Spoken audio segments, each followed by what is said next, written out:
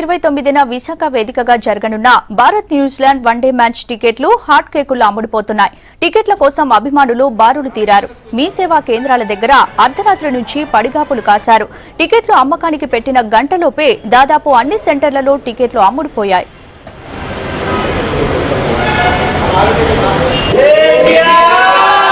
దొరకడం కూడా కష్టంగా ఉన్నాయి. మార్నింగ్ వచ్చాం, 400 ట్రై చేసాం కానీ దొరకలేదు.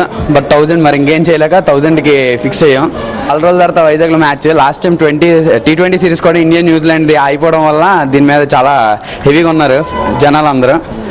So very eagerly waiting for match. Cement సెంటర్లో 895 టికెట్స్ ఇచ్చారు.